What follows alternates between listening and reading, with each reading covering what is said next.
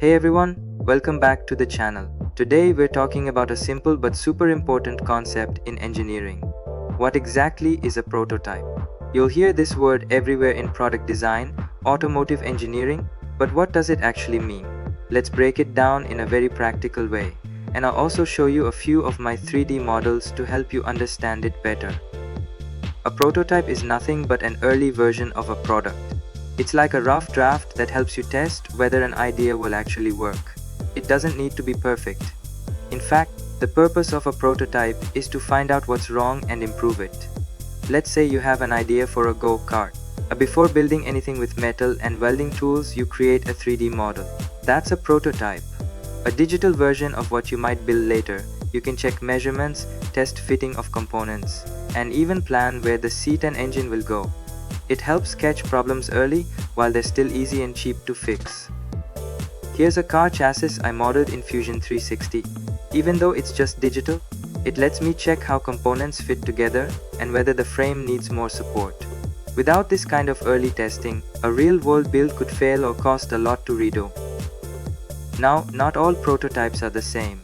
Some are made just to show how something will look, like this Mercedes G-Class model. It's mainly for visual presentation. It doesn't function, but it gives you an idea of shape and design. Other prototypes are meant to test how things actually work. These are functional prototypes. Take this electric motor model.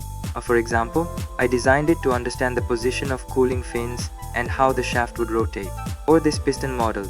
It helps you test how the piston would move inside a cylinder and check clearances. Even though they're digital, they still simulate how the real parts will function when built. And then you have full-scale digital prototypes like this electric ship or go-kart frame. These are used to simulate real-world dimensions, layout, and basic mechanical behavior. And engineers rely on this to make critical decisions early in the design phase. One of the most valuable things about prototyping is that it supports iteration. That means you build something, test it, find problems, make improvements, and repeat the process. Each version helps you get closer to the final product. For example, when working on my go-kart frame, I had to tweak the seating position and support bars a couple of times based on how the structure behaved in the design. That's the real strength of prototyping, progress through refinement. So, the next time you hear the word prototype, think of it as the testing ground for ideas. It's not about getting everything perfect the first time. It's about learning and improving before you build the real thing. If this video helped you understand prototypes better, make sure to hit that like button and share it with your fellow engineering friends. And I'd love to hear from you in the comments. Have you ever built a prototype? What did you learn from it?